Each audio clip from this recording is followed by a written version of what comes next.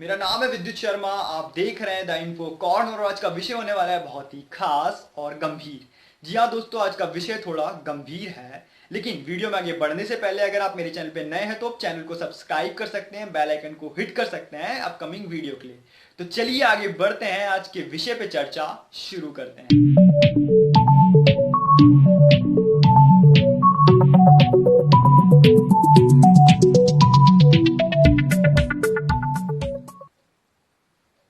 तो जैसा कि दोस्तों, आप टीवी के माध्यम से, न्यूज़पेपर के माध्यम से या फिर मोबाइल के माध्यम से एक मुद्दा, एक विषय के बारे में जरूर पढ़ रहे होंगे इस समय, क्योंकि इंडिया में वो विषय ट्रेंड कर रहा है और बहुत ही ज़्यादा गरमाया हुआ है।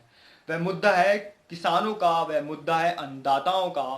कहने के लिए तो भारत कृषि प्रधान देश है, लेकिन भारत के अंदर ही किसानों के ऊपर गिर गई है बहुत बड़ी गाज, या फिर हम कह सकते हैं उनकी स्थिति इस समय बहुत विकट है। ऐसा क्यों? ऐसा मैं क्यों बोल रहा हूँ कि उनकी स्थिति विकट है? क्योंकि सरकार द्वारा 3 विधेयक पास हुए हैं और ये विधेयक का जो केंद्र बिंदु है वह है एमएसपी। एमएसपी जो है एक नया टर्म है, इसको समझाने से पहले मैं आपको उन 3 विधेयकों के बारे में बताना चाहता हूँ। वह 3 विधेयक कौन कौन से हैं? उसमें सबसे पहला विधेयक है, उसका नाम है आवश्यकता वस्तु अधिनियम 1955। दूसरा विधेयक है कृषि उत्पादन, व्यापार और वाणिज्य विधेयक 2020 और तीसरा विधेयक है कृषि सेवा विधेयक 2020।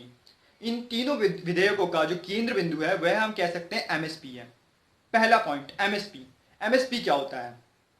एमएसपी का मतलब है मिनिमम सपोर्ट प्राइस, जिसकी किसान मांग कर रहे हैं। लेकिन इसके बाद एक और सबसे इंपॉर्टेंट टर्म आता है, जिसको मैं सेकंड टर्म का नाम दूंगा, वह है APMC, agriculture produce market committee. In short हम इसे कह सकते हैं मंडी। जो मंडियां होती हैं उन्हीं को हम इंग्लिश में बोल रहे हैं एपीएमसी। अब हो क्या रहा है, जो सरकार है वो एपीएमसी को हटाना चाहती है और एमएसपी को लेके आना चाहती है। आप समझने की कोशिश करिएगा दोस्तों, एपीएमसी हटाना चाहती है और एमएसपी को लेके आना चाहती है। ऐसा क्यों करना चाहती है? क्योंकि जो एपीएमसी होती है ये मंडियां होती हैं। असल में होता क्या है, जो किसान है वह पहले खेत में अनाज उगाता है, उसके बाद उस अनाज को अपने ट्रैक्टर में लोड करके वह ए पॉइंट से बी पॉइंट पे आता है। बी पॉइंट जो है वह है एमएसपी, एमएसपी नहीं, APMC, agriculture produce market committee, यानी कि मंडी में लेकर आता है और मंडी में उस अनाज को, उसका जो भी उसने खेती की है, सब्जियां हो, अनाज हो, उसको बेचता है। मंडी में क्या होता है? मंडी में इसके, अगर मैं आपके फायदे की बात करूं, एपीएमसी के फायदे की बात करूं, तो मंडी में क्या होता है, मंडी में उसका अनाज बिकता है। पर वो कैसे बिकता है? उस अनाज की लगती है बोली, जिसे हम ऑक्शन बोलते हैं। उस प्रोडक्ट की स्कैनिंग होती है, वहां पे वो डिस्कवर करता है अपने प्रोडक्ट की वैल्यू को, कि उसको कितना पैसा मिलेगा इस सब्जी के ऊपर या फिर अनाज के ऊपर। ये कुछ इसके फायदे हैं, लेकिन इसी के साथ इसके कुछ नुकसान भी है। क्यों? क्योंकि इन एपीएमसीओ का जो प्रमुख होता है, जो मिडिल मैन होता है, जिसे हम बिचौलिया कहते हैं हिंदी में, वो यहाँ पे खेल जाता है। कैसे खेल जाता है? वो प्रोडक्ट को फिक्स कर देता है, वह बोली को, नापतोल को, उसको ऊपर नीचे कर सकता है। उसके पास पावर होती है इन सब चीजों को करने की। लेकिन इसमें सबसे बड़ा फायदा ये होता है कि किसान और मंडी आपस में शुरू से जुड़े हुए हैं। एपीएमसी आज नहीं बनी, एपीएमसी 1960 से चली आ रही है। इसलिए किसानों का और मंडियों का रिश्ता पहले से ही एक अनूठा रिश्ता है, या फिर ये एक दूसरे को समझते हैं, एक दूसरे के बराबर है, पूरा एक दूसरे के बराबर है, इक्वल है। लेकिन वहीं ये सरकार ने जो 3 विधेयक पास करे, इन 3 विधेयक का जो केंद्र बिंदु रहा एमएसपी, मिनिमम सपोर्ट प्राइस, उसके तहत ऐसा नहीं होता। उसके तहत एपीएमसी पूर्ण तरीके से हट जाती है और एमएसपी आ जाती है एपीएमसी की जगह पे। अब होता क्या है, अब सरकार बोल रही है कि किसान मिडिल मैन को नहीं बेचेगा, किसान अपना जो सब्जी है, जो अनाज है, वो मंडी में ना बेच के वो सीधा कॉरपोरेट को बेचे। कॉरपोरेट एक अलग शब्द आ जाता है, जो कि तीसरा सबसे प्रमुख चीज है, कॉरपोरेट। अब भाई ये कॉरपोरेट क्या होती हैं? ये होती हैं बड़ी बड़ी कंपनियां, बड़े बड़े व्यापारी, जो डायरेक्ट किसान से डील करेंगे। अब ये सोचकर ही कितना अजीब सा लगता है। आप देखिए, ये सुनने में तो बहुत अच्छा लगता है, किसान सीधा कॉरपोरेट को अपना सब्जी बेचेगा, लेकिन असल में अगर मैं जड़ में जाऊं, अगर मैं रूट कॉज की अगर मैं खोज करूं, तो ये बहुत ही मुश्किल है और लगभग असंभव है।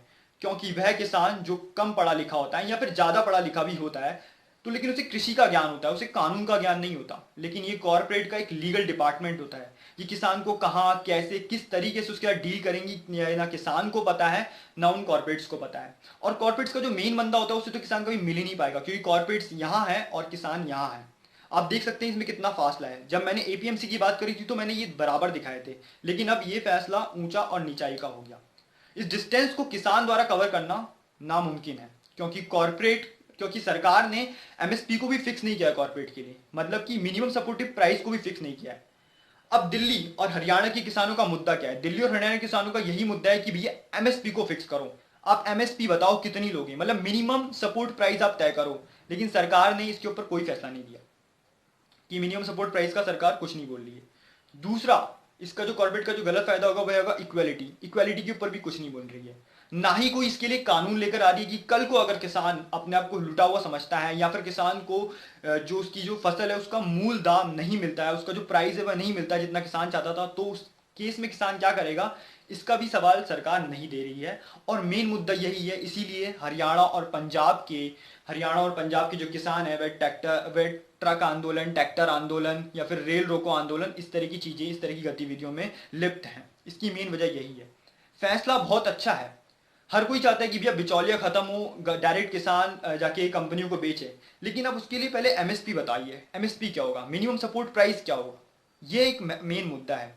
अब इसमें मेरा ओपिनियन क्या है या फिर हम इससे बच कैसे सकते हैं, इसका सॉल्यूशन क्या है? इसका सॉल्यूशन, सबसे बड़ा सॉल्यूशन तो ये है इसका कि जो भी सरकार ने डिसाइड किया है, सबसे पहले जो किसान के पुराने लोन है उनको समाप्त करें, मतलब क्लियर लोन, हम बोल सकते हैं कि लोन को क्लियर करें। दूसरा, एमएसपी बताएं क्या एमएसपी रहेगा। तीसरा, जो सबसे इंपॉर्टेंट है, जो भी एपीएमसी उसको हटाए ना, उसको खत्म ना करें, क्योंकि छोटे किसान के लिए एपीएमसी रहने दे, भले ही बड़े किसान को कॉर्पोरेट से जोड़ दे। जो छोटा किसान है वो एपीएमसी यानी कि वो मंडी में जाके बेचे। इसके लिए क्या करना पड़ेगा, इसके लिए एपीएमसी की जो क्वांटिटी है वो बढ़ाए। भारत जैसे देश को अभी 22,000 मंडियों की जरूरत है, इसकी पूर्ति करे। मंडियों के ऊपर जो इन्वेस्टमेंट है उसको बढ़ाए, कम से कम 0.4% इन्वेस्टमेंट बढ़ाने की जरूरत है मंडियों के ऊपर, ऐसा विशेषज्ञ कहते हैं जो इस मामले में जानते हैं इस विषय के ऊपर अच्छी तरीके से।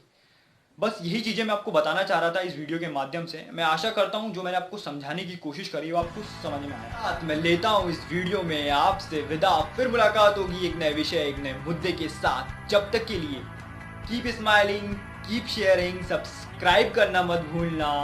इसी के साथ जय हिंद, जय भारत।